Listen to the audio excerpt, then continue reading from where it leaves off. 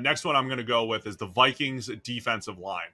Again, I think these next few are kind of interchangeable for me, but the Vikings defensive line with basically what they've done these last two off seasons.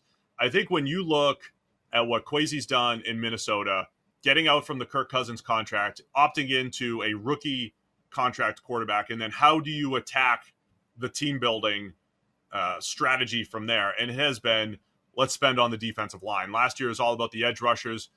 Jonathan Grenard comes in. Andrew Van Ginkel comes in. Both guys make a massive impact, and they drafted Dallas Turner. And then this year they bring in Jonathan Allen and Javon Hargrave.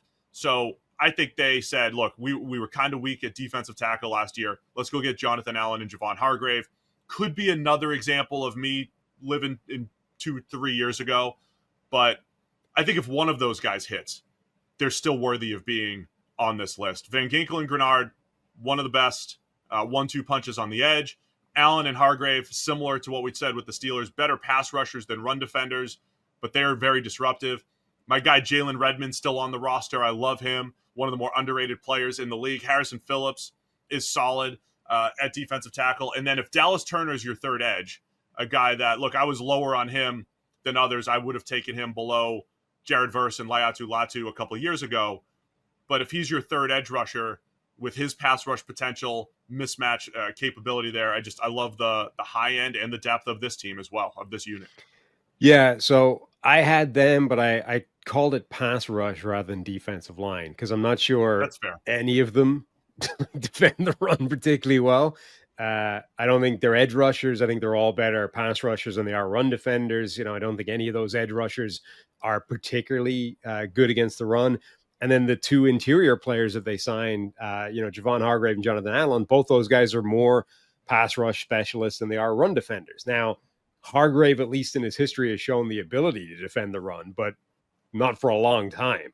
So theoretically he can. I just don't know whether they want him doing that or whether he's decided himself to just ignore it in favor of pressure and, production against the pass. But I would wonder if any of that group defends the run particularly well. So I've termed it pass rush, but I do believe you're right that now as a collective, and you're right about the Allen and Hargrave thing as well. You got to go back a little while to find those guys really playing their best, but theoretically the talent is there. Plus, I would imagine you're going to get a boost now because of this defensive scheme, because of this Flores system, because of the amount of blitzing and the one-on-one opportunities they're all going to get.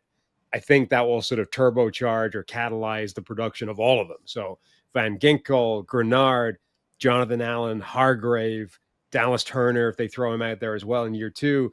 I think the capacity is there for this to be a really, really good pass rush.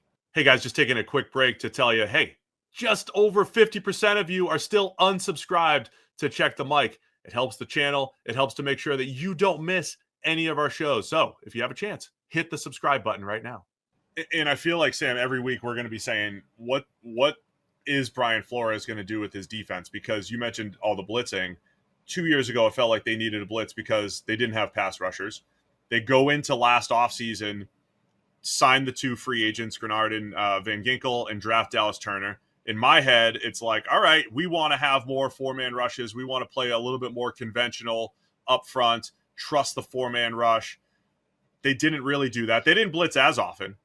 It was down a little bit, but not drastically.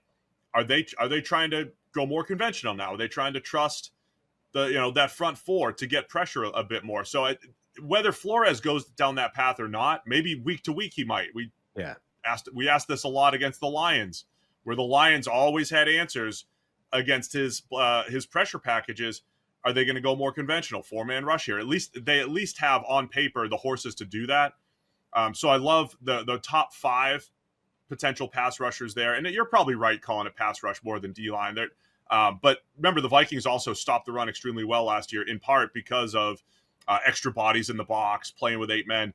So the way these pieces are fitting, I think, is really well done as well. They said the collective run defense is fantastic. We can handle, say, lesser run defenders because we're a good team. We play good team run defense. You know what I mean? So the top 5 pass rushers, really intriguing there. The 2 defensive tackles and the 3 edges. and then Jalen Redmond and Levi Drake Rodriguez, two of my, sleeper favorite backup defensive tackles around the league. So I love all that put together for Minnesota here. Yeah, I mean, I think as a defense, the Vikings' run defense will still be good. Like, I think as a collective, they will still defend the run well. But I wouldn't say it's a strength of the defensive line. As a collective, I think it's a schematic win how they defend the run last year, and I think how they'll do it again this year. But I think you're right. What this might be able to do is to give them the ability in a given game where an offense either has the answers to the blitz or is just presenting them something else that they don't want to be able to blitz, or they don't want to have to blitz every, as often as they normally do, to just back off. And instead of dropping everybody into coverage, just run a normal, 4-man rush or a simple zone blitz or, something relatively conventional rather than having to send the house every single time because you've got confidence in the front four, right? That I think is a difference this year, at least on paper, relative to the last couple of seasons of this Flores defense. And by the way, it's not like this has been Flores' MO his entire career. He came from the Belichick system, which is not blitz heavy. It is, trust the front and play a lot of man coverage on the back end. Like Flores has kind of created his own world here since coming over from Miami and Pittsburgh. It's been his own style with Minnesota. And yeah, I can't wait to see how this evolves. I think he does have the pieces to get after the quarterback, though, in different ways instead of the smoke and mirrors, as you've termed it. Thanks for watching all the way to the end of our video. For more great content, click here to subscribe and here to watch another video. We'll see you again soon.